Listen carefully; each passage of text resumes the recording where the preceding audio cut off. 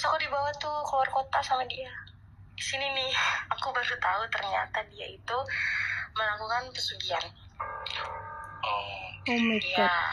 melakukan pesugihan, pergi ke Gunung Kawi. Gunung Kawi. Jadi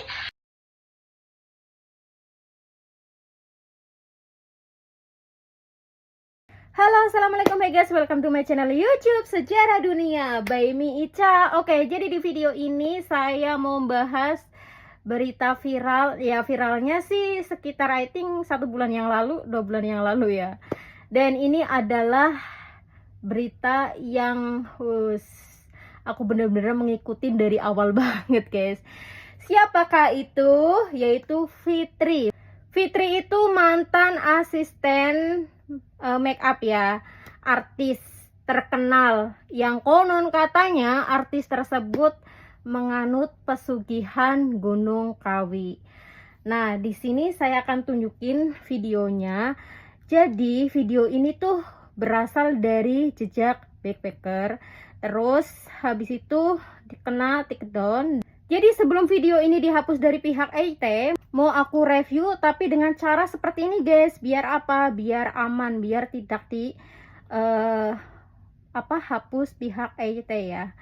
Jadi videonya itu durasinya cukup lumayan panjang guys, 1 jam, dan nanti saya akan spill sekitar maybe 20 menit kayak gitu ya. Di 20 menit nanti part 1, part 2, part 3 gitu. Jadi biar aman.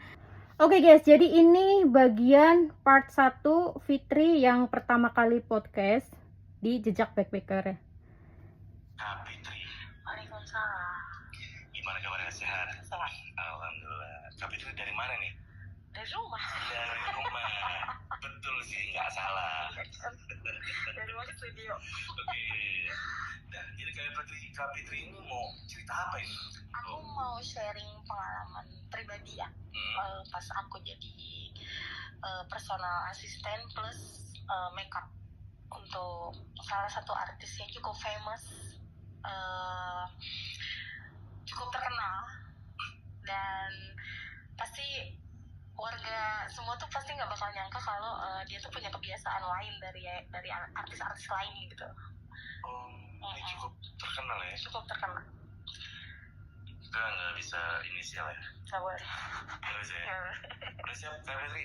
Siap. Siap, silakan Kak Fitri. Oke guys, saya mau menjelaskan ya bahwa di platform merah ini itu sangat super duper ketat banget guys ya.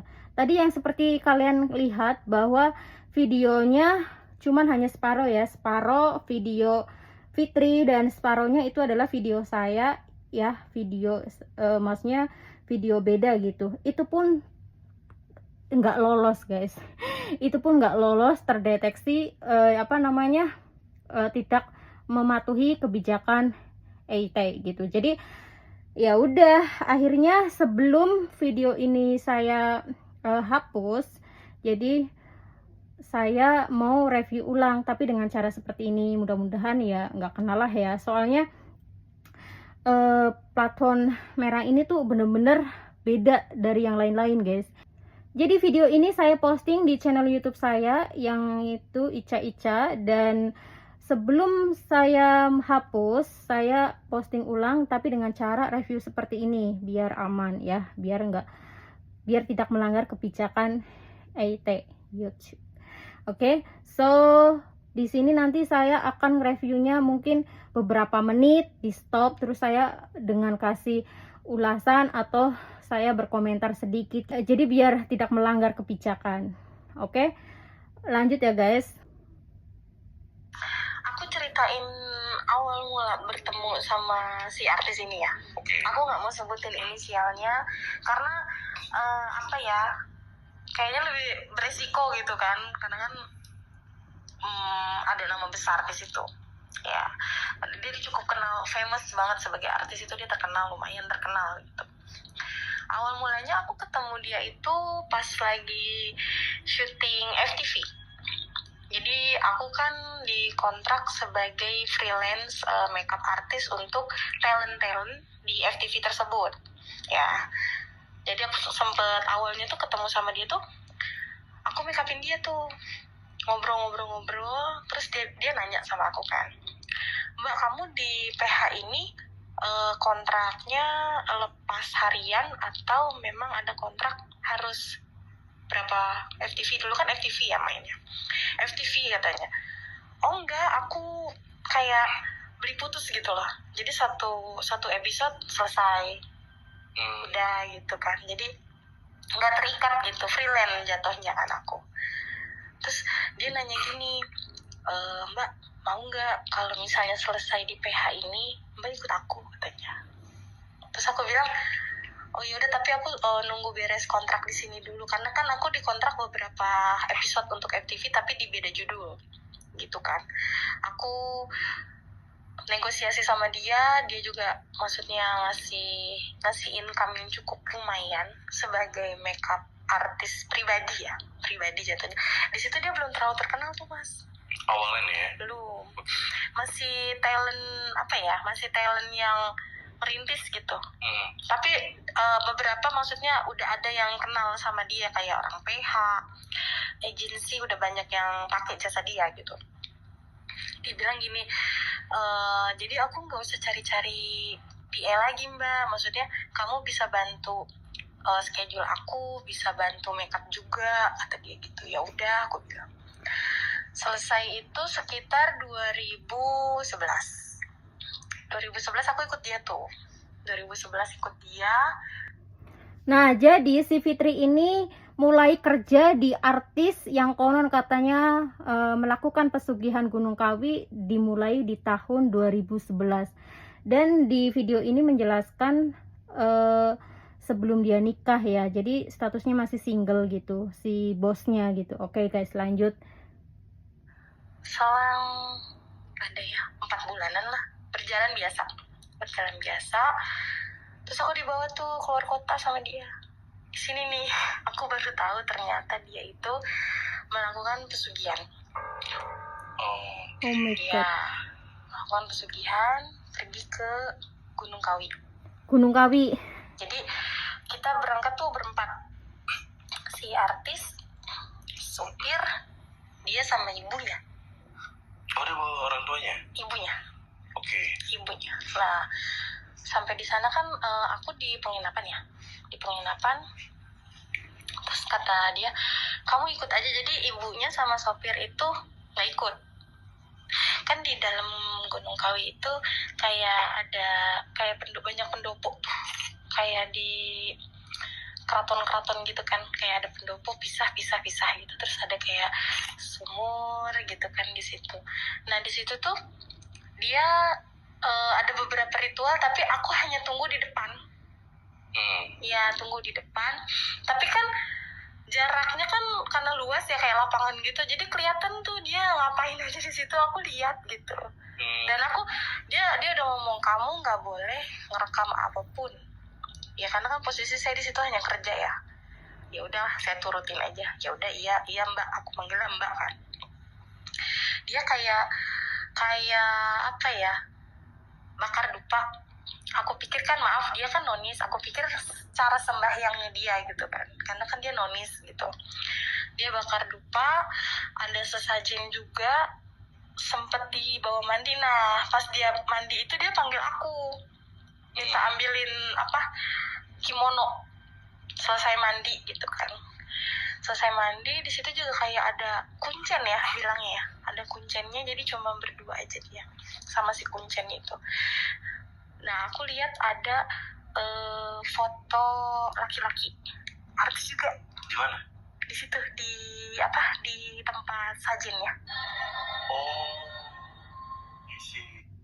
Oke, jadi Fitri ini pergi ke Gunung Kawi dengan bosnya yang seorang artis beserta ibu dari bosnya. Begitu nyampe di Gunung Kawi, si bosnya ya itu mandi ritual, dan si Fitri melihat ada sebuah foto yang ada di dalam sajen ritual kayak gitu ya. Oke, kita lanjut.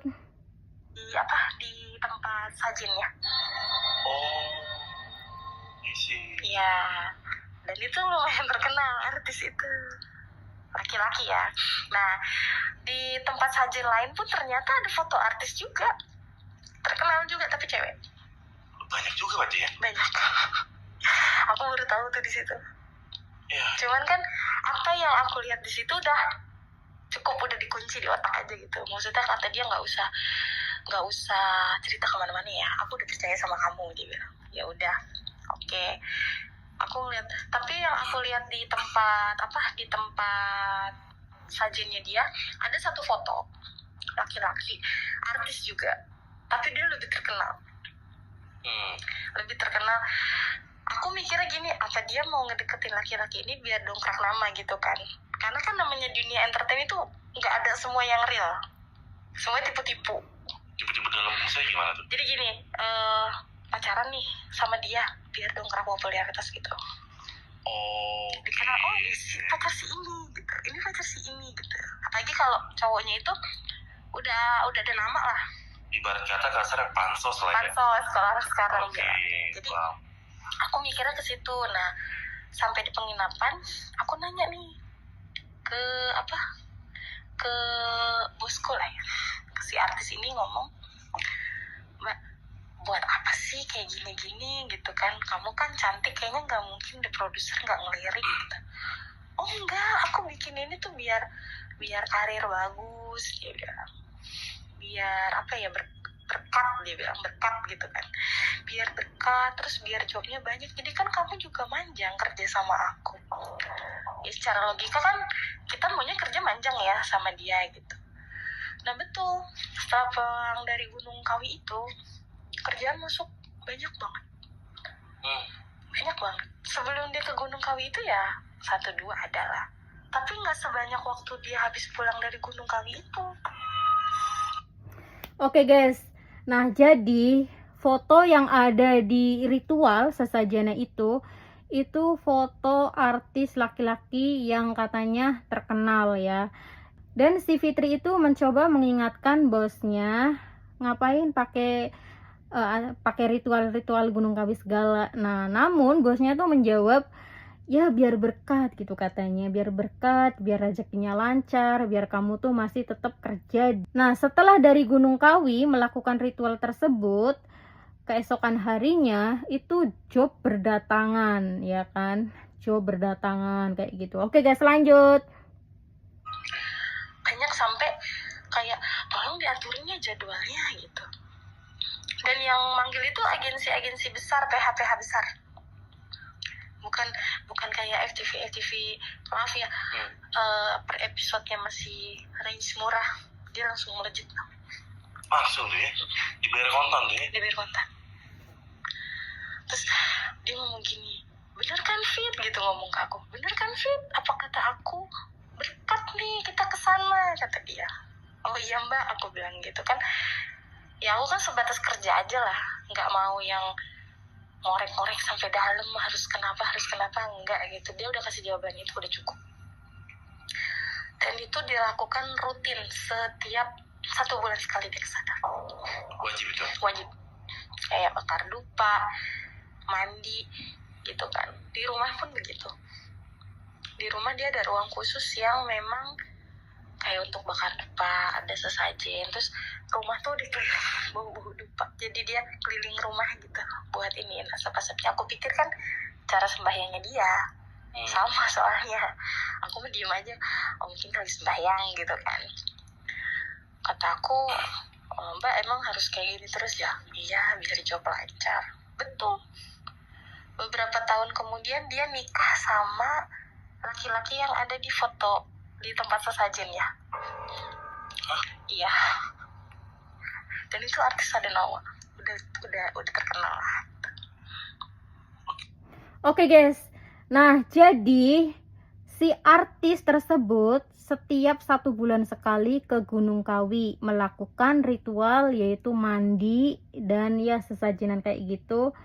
Dan selang berapa bulan gitu ya, kemudian si artis tersebut menikah dengan salah satu artis yang fotonya sudah diritualkan di sesajenan sebelum-sebelumnya. Yang pertama awal kali si Fitri mengantar bosnya ke Gunung Kawi. Nah, habis itu menikahlah mereka. Oke guys, lanjut.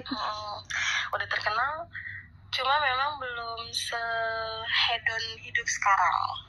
Kasarnya terkenal tapi masih merintis gitu. Maksudnya belum wah, kehidupannya belum wah lah gitu. Setelah nikah itu, suaminya ini nggak pernah bilang enggak sama dia. Semua diturutin. Bener-bener dia jadi princess gitu loh. Bener-bener jadi princess, bener-bener yang aku pengen ini, iya. Kata selalu iya yang keluar. Nggak pernah bilang enggak suaminya itu. Cuman yang aku curiga itu, dia setiap hamil, kan udah 2 kali nih keguguran nih. Dia hamil, kalau hamil itu dia bawa sajen tuh ke kamar, ya kan? Terus dupanya itu ditiupin ke perutnya dia. Ke perut dia gitu. Terus aku kan melihat, kata aku kok gini ya gitu. Baru kejadian itu nggak lama, setelah seminggu keguguran. Padahal udah besar itu, hamil udah 4 bulanan. Sampai dia berobat, dibawa ke luar negeri, kemana-mana tuh pakai bodyguard gitu kan, saking dia nggak boleh capek gitu sama suaminya tuh, bener protektif banget. Kita yang nemenin dia hari-hari kayak jangan ada yang rokok ya, jangan ada yang yang bawa alkohol, jangan dideketin ya gitu. Ke ibu, bilang kan ke ibu gitu, nggak bahasa ini, jangan deket-deket ibu ya gitu. Oh iya pak gitu. Kita kan namanya kerja ya, itu selama dia nikah itu kalau kerja ya semua barang-barang kan di mobil. Overprotective banget suaminya. Pokoknya jangan sampai istri gue tuh lalai sampai keguguran lagi gitu. Hamil lagi nih yang kedua, begitu juga sama. Tapi setiap habis keguguran harta dia bertambah. Oh iya? Iya. Asli serem banget ya guys. Tumbalnya itu bayi, janinnya sendiri guys. Oh my god. Nah jadi setelah menikah ya kan, istrinya hamil lah, bosnya yang artis gitu, hamil ya. Dan hamilnya itu sudah berumur 4 bulan keguguran ya kan. Dan hamil kedua juga keguguran. Dan lebih gongnya lagi, si suaminya itu kayak dibuat tunduk banget. Pokoknya memperlakukan istrinya tersebut itu seperti selayaknya princess. Oke guys, lanjut. Entah dia beli mobil, entah dia punya rumah baru, beli di klaster yang memang bukan klaster murah lah. Gokil. Iya, ada di Jakarta Utara. Yes. Dan itu kebanyakan kayak pengusaha-pengusaha, bukan yang kayak artis-artis yang rumah di sana. Kebanyakan pengusaha orang luar negeri gitu. Kayaknya bisa dihitung lah, artis tinggal di situ bisa dihitung gitu. Bisa ditebak lah di mana. Oke. Iya kan? Mungkin teman-teman bisa cari lah ya. Aku nggak mau terlalu signifikan karena ya itu takut panas ya.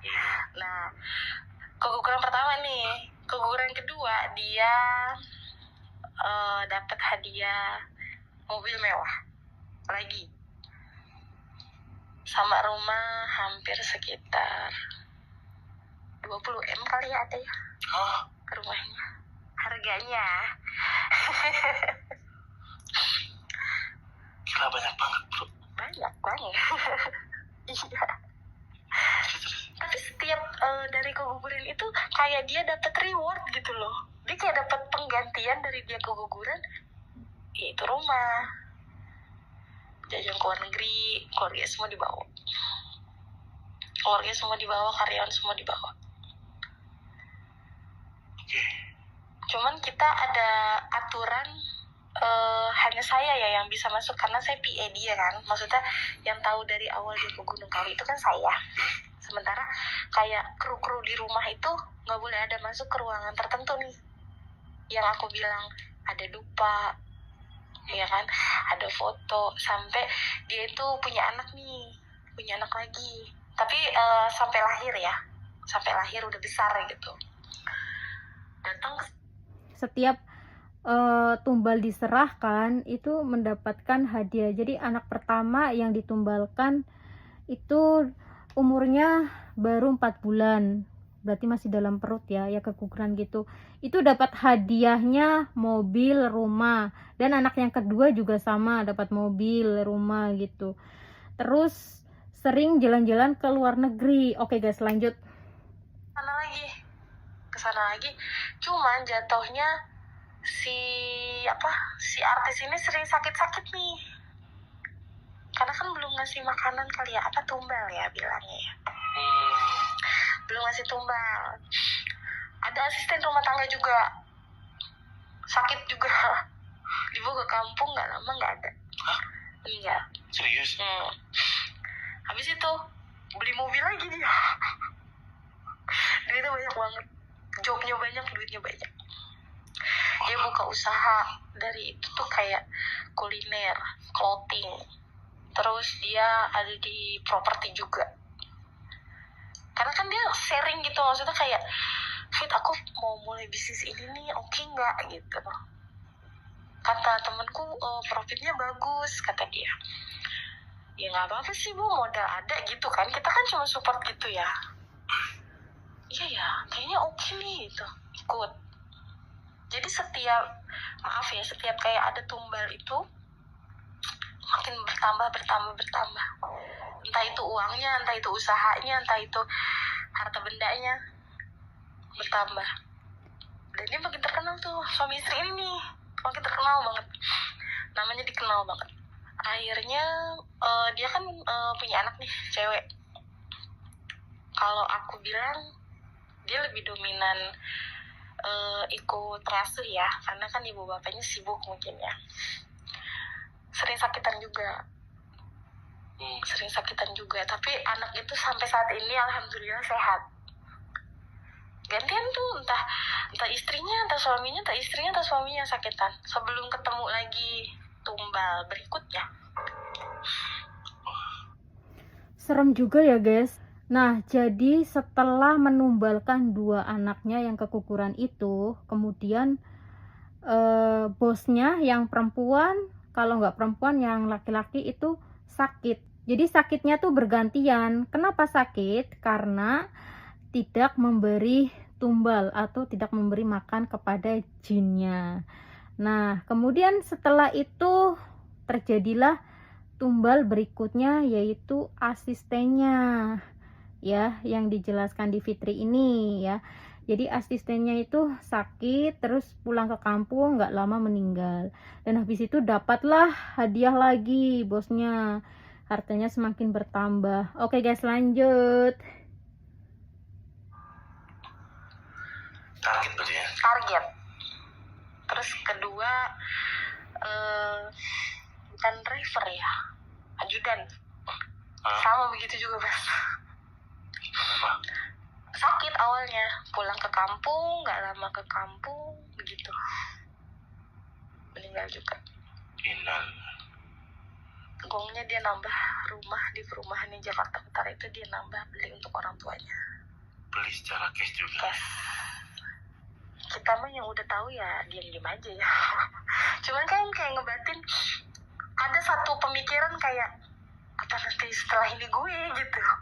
Pasti kan ada yang kayak gitu, karena yang tahu seluk-beluk itu kan cuman saya. Cuman saya yang tahu, kayak dia ke Gunung Kawi rutin tiap bulan, apalagi kayak ada, maaf ya, kayak satu suro, dia pasti kesana. Pasti mau.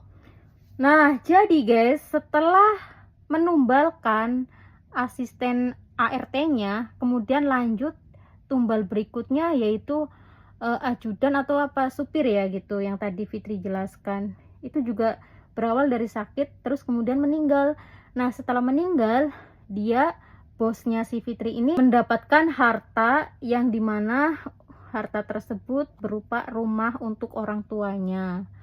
Dan di sini Fitri menerangkan Kalau setiap malam satu suro, dia selalu ke sana, guys. Pokoknya 1 bulan sekali dia ritual ke Gunung Kawi. Oke guys, lanjut kita mendengarkan podcast. Oh, dia pasti ke sana.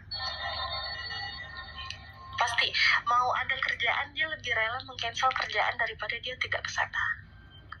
Alasannya sakit lah, keperluan apa lah, padahal dia pergi ke sana. Sampai dia rela pesen tiket bilangnya mau berobat gitu ke luar negeri gitu, padahal nggak ke sana, nggak ke luar negeri, ke Gunung Kawi. Dia mandi seperti biasa, dia mandi ritual, kuncennya pun gak ganti-ganti, itu juga sampai kenal gitu kitanya, sampai oh Mbak Fitri ya gitu. Iya, udah aku nunggu di mobil. Kalau dia udah selesai mandi, aku bawain kimono ke pendopo, ya beres-beres, pulang lagi ke penginapan. Itu rutin selama bertahun-tahun dia lakukan, dan semakin namanya bagus, semakin namanya naik. Tapi itu gantian, entah istrinya atau suaminya sakit. Seperti warning ya, kalau udah sakit itu kayak warning gitu loh. Kayak dia tuh harus cari pengganti tumbal ya. Kalau memang nggak mau sakit-sakitan, Betul. harus ada penggantinya ini. Betul. Nah, di tahun 2017 itu kan aku dapat kabar nih dari kampung, ibuku sakit, harus banget aku pulang gitu kan. Terus aku panggil bosku lah ya. Bosku tuh tanya kenapa harus pulang gitu. Aku jelasin ibuku sakit gini. Akhirnya aku pulang. Selama beberapa bulan tetap di sana. Lumayan lama sih. Jadi nunggu bener-bener kondisi ibuku tuh stabil gitu. Di sana lama, aku balik lagi, dipanggil lagi tuh kerja. Sebenarnya di kampung pun aku kerja sih, cuman bukan sebagai freelance makeup gitu. Jadi biar bisa bolak-balik pulang ke rumah lah gitu. Aku dipanggil lagi, kan aku pulang pertama tuh 2011, terus aku kerja 2000 sampai 2017. Nah 2017 aku pulang ke kampung sampai 2021, masih zaman COVID ya, tapi sudah PPKM ya bilangnya, udah mulai renggang gitu, udah bisa keluar kota kemana-kemana gitu. Aku dipanggil lagi sama dia, ayo dong, aku belum dapet PA yang enak nih, kata dia. Aku belum dapet PA yang enak, kata dia. Soalnya kayak freelance gitu, aku kurang nyaman aja. Kamu kan tahu rutinitas aku apa aja gitu. Dan selama ini kan dia mungkin mikir nggak bocor ke media karena aku diem. Oke guys, ini bagian part 1 ya, karena durasinya tuh cukup lumayan panjang banget, hampir 1 jam, dan aku nggak bisa nge-review selama 1 jam. Dan ya, di nanti part keduanya the next video, oke? Nah, jadi kesimpulannya tadi banyak memakan tumbal ya guys. Jadi tumbal yang pertama yaitu anaknya sendiri yang masih dalam kandungan, berumur 4 bulan. Kemudian asisten ART-nya dan supirnya, terus kemudian supirnya lagi. Intinya selama dia belum ngasih tumbal, ya itu warningnya itu suami istri bakalan sakit gitu. Oke guys, jadi inilah video Fitri yang podcast di Jejak Backpacker yang menceritakan pengalaman kerjanya ya. Jadi selama dia kerja di bos artis yang melakukan konon pesugihan Gunung Kawi ya, dan ternyata si Fitri ini ikut kerja di tahun 2011 guys. Oke guys, jadi itulah cerita dari seorang Fitri, mantan asisten make up artis terkenal di Indonesia ya, yang konon diduga melakukan pesugihan Gunung Kawi. Nah, jadi si Fitri ini ikut kerja sama bosnya sejak tahun 2011 guys, dan sampai dia menikah dan sampai dia menyaksikan dirinya sendiri mau dijadikan tumbal. Oke, kita nanti bahas di next video ya guys. Oke, thank you very much for watching my video. See you next video. Bye.